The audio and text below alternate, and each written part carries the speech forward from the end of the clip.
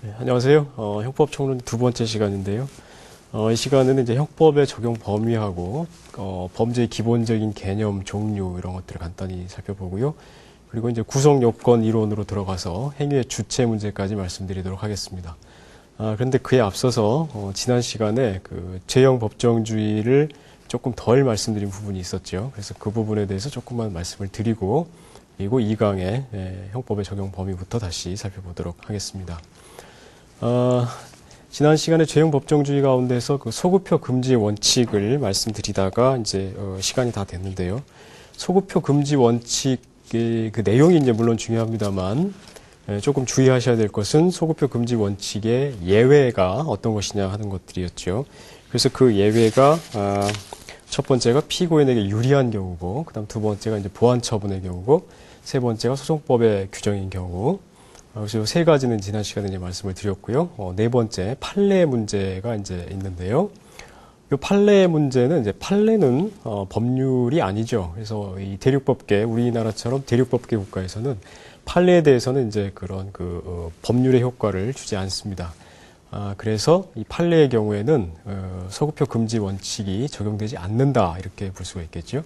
그래서 말하자면 이제 소급표가 허용이 되는 것인데, 그런데 새로운 판례가 나와가지고 이전에는 처벌하지 않던 행위를 처벌할 수가 있게 되는 것이죠. 그러니까 종전의 판례와 다른 판례가 나올 수 있다는 것인데, 이렇게 이제 판례는 얼마든지 변경될 수가 있는 것입니다. 그런데 이제 문제는 그렇다면 행위자가 범죄인이 이전의 판례를 믿고 이전에 이 행위가 처벌되지 않았기 때문에 그 판례를 믿고 행위를 한 경우에 이것이 이제 새로운 판례에 의해서 처벌이 되면 조금 개인적으로는 좀 억울한 그런 생각이 들 수가 있겠죠. 그래서 이런 문제가 이제 생길 수가 있는데, 그렇다 하더라도 이제 원칙적으로는 어쩔 수 없다고 봐야 됩니다. 판례라고 하는 것은 법을 해석하는 법원의 일종의 이제 사법권의 일종으로 봐야 되고, 그래서 이것은 얼마든지 변경될 수 있다 이렇게 이제 보기 때문에 어쩔 수 없다고 봐야 되고요.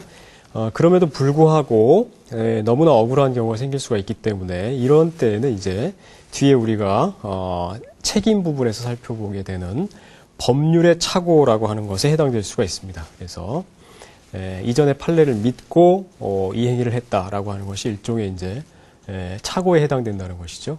그래서 이 경우에 책임이 면제되는 것으로, 그래서 처벌되지 않는 것으로 봐줄 수가 있습니다. 그런데 이때 이제 또 주의하셔야 될 것은, 이렇게 법률의 착오가 인정이 되려면 그 착오를 하는 데 있어서 정당한 이유가 있어야 한다라고 이제 법률에 규정이 되어 있고, 이 정당한 이유를 우리 또 법원이 판례가 상당히 엄격하게 좁혀서 인정하고 있다라는 것이죠. 그래서 예컨대 행위자가 스스로 판례를 해석해가지고 내 경우에도 이 판례가 적용이 될 것이다 라고 해서 그 행위를 했다라든지 이런 것은 정당한 이유에 해당하지 않는다고 보고 있습니다. 그래서 이런 점들을 좀 주의하실 필요가 있겠습니다.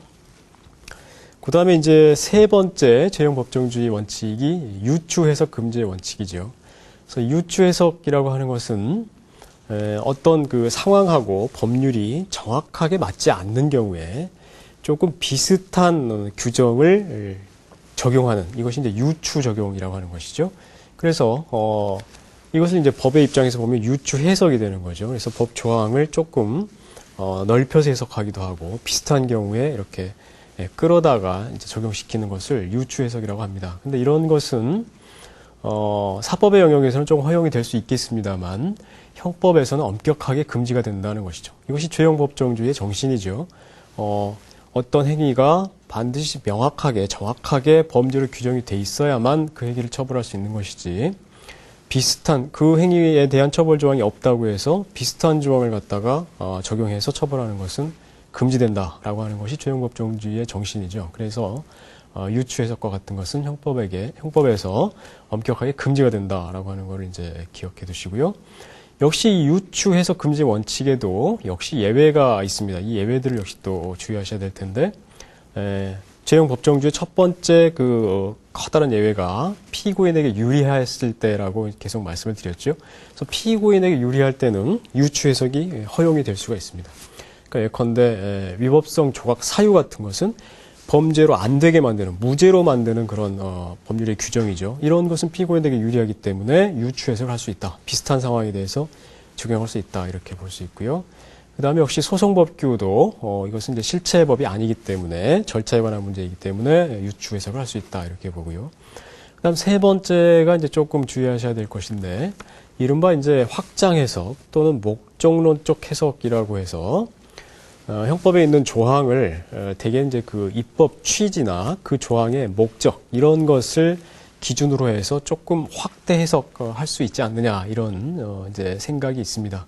그래서 보통 이제 학설 입장에서는 이와 같은 확장 해석 정도는 형법에서도 허용이 되는 것이다 이렇게 보고 있습니다만,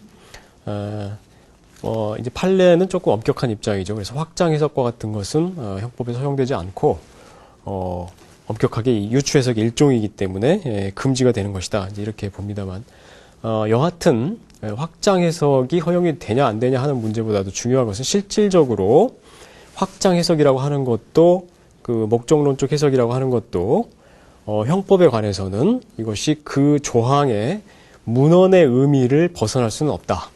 이것이 이제 유추 해석 금지가 되는 거죠. 그래서 가능한 그 글자, 그 단어의 뜻을 벗어나는 정도까지 가면 이것은 금지되는 유추 해석이다. 그러니까 확장 해석과 유추 해석을 이제 구별해야 되는 것이죠. 이제 이 구별이라고 하는 것이 사실 조금 애매할 때가 있습니다. 그래서 이제 판례 입장에서는 확장 해석, 이건 유추 해석, 이건 다 금지되는 것이다. 이제 이렇게 말을 하는 건데, 여하튼 확장 해석이 허용된다고 보든 안 된다고 보든 실질적인 기준은 그 단어의 문헌의 가능한 의미까지만 해석이 가능하고 그 이상은 금지되는 유추 해석이다. 이렇게 이제 보는 것입니다. 그래서 이 유추 해석과 관련해서는 몇 가지 지금까지 재미있는 판결들이 몇 가지 있었습니다만, 그중에 대표적으로 한 가지만 말씀드리면 조금 오래된 판결인데요. 1977년에 축산물, 지금은 이제 위생관리법으로 바뀌었습니다만 이 법에 관한 판례가 있습니다. 그래서 이 법을 보시면은 이제 이 가축들을 이 밀도살하는 것을 금지하는 이런 내용을 이제 이 법이 규정을 하고 있는데요. 이 법의 2조에 이제 축산물위생관리법 2조에 보시면 그 밀도살이 금지되는 가축들이 쭉 나와 있는데 그 중에 이제 양이 포함되어 있습니다. 그래서 이 양이 이제 밀도살이 금지되는 가축인데 실제 사건에서는 염소를 이제 밀도살을 한 것이죠. 그래서 이 염소가 양에 포함될 수 있느냐? 염소라고 하는 규정은 이제 그 조항에 없었던 것이죠. 그래서 염소가 양에 포함될 수 있느냐? 이것이 유추 해석이냐 아니냐? 이것을 놓고 이제 논란이 벌어졌는데요. 결국 대법원의 결정은 염소는 양과는 다른 동물이다. 그래서 이것은 포함될 수가 없다. 이것을 포함시킨다면 이것은 유추 해석이다. 금지되는 유추 해석이다라고 해서 처벌을 하지 못했습니다. 그래서 재미있는 것은 이 판결 이후에 이 축산물위생관리법이 개정이 되면서 이 양에다가 이제 염소를 포함시키는 것으로 이렇게 개정을 한 것이죠. 법이 바뀐 것이죠. 이와 같이 형법에서는 규정이 돼 있지 않으면 이것이 아무리 사회적으로 나쁜 행위라고 하더라도 처벌을 할 수가 없고 반드시 법률의 개정을 통해서만 처벌이 될 수가 있다. 이런 것을 잘 보여주는 사례라고 하겠습니다. 그 다음에 이제 네 번째 적용법정주의 원칙 중에서 네 번째는 명확성의 원칙이죠. 이것은 이제 형법 법률의 규정은 그 의미가 명확해야 된다. 누가 보더라도 되게 이제 이때는 이제 일반 국민을 기준으로 합니다만 평범한 일반 시민이 보기에 그 의미가 충분히 이해될 수 있을 정도로 무엇이 범죄이고 어느 정도의 형벌을 부과한다는 것이냐 이것이 충분히 이해될 수 있을 정도로 명확하게 표현이 돼 있어야 된다. 그래서 불명확한 경우에는 이것은 재형법정주의에 위반된다. 불명확하게 되면 여러 가지 사항들이 거기에 이제 포섭될 수가 있겠지요. 그래서 이것이 처벌 범위가 명확히 계속해서 이렇게 늘어날 수 있는 이런 가능성이 생깁니다. 그래서 이것은 재형법정주의상 허용될 수가 없다. 이렇게 이제 보고 있고요. 그 다음에 이 명확성의 원칙에 이 절대적 부정기형의 금지라고 하는 것도 포함이 됩니다. 그래서 구성 요건, 그러니까 범죄에 관한 부분만 명확해야 된다는 것이 아니고 형벌에 관한 부분도 어느 정도 명확해야 된다. 근데 그 어느 정도 명확해야 한다라고 하는 것이 이른바 이제 상대적 부정기형, 그러니까 예컨대 뭐 징역 징역 뭐 1년에서 3년에 처한다. 이런 식의 규정은 이제 상대적 부정기형이 되겠죠. 이런 것은 허용된다는 거죠. 실제 우리 형법이 이런 식으로 다 규정을 하고 있는 거죠. 그런데 이제 절대적 부정기형이라고 하는 것은 예컨대 이러이러한 범죄를 한 경우에는 그냥 징역형에 처한다라고 규정하는 겁니다. 이런 것은 이제 그야말로 부정기형으로 규정을 해놓은 것이죠. 그래서 이와 같은 것은 역시 명확성의 원칙에 반한다. 형벌도 그 범위가 어느 정도는 명확하게 설정이 되어 있어야 한다라고 하는 것이 명확성의 원칙의 한 내용이 되겠습니다. 그 다음에 이제 마지막으로 죄형법정주의 가운데 마지막 5번째 원칙이 이제 적정성의 원칙이라고 하는 것이죠. 이것은 이제 이 종래에는 죄형법정주의에 포함이 되지 않는 것이다. 이렇게 대개는 봤었습니다만 지금은 이제 대부분 포함되는 것으로 보고 있습니다. 그래서 예전에는 4가지가 죄형법정주의 내용이다 이렇게 했는데 지금은 이제 5가지가 된 것이죠.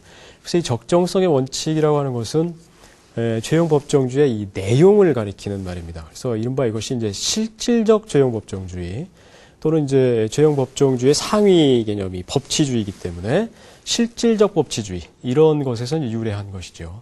그래서 예컨대 이제 실질적 법치주의라고 하는 것은 형식적 법치주의가 법을 통해서 국가 권력을 행사해라라는 얘기인데 그럼 법만 통하면 전부 다 어떤 국가 권력의 행사든지 다 가능한 것이냐, 괜찮은 것이냐 이런 문제가 있기 때문에 그래서 이건 사실 역사적으로 독일의 이제 나치 정권을 경험한 뒤에 이런 이제 실질적 법치주의라는 말이 나오게 된 것이죠.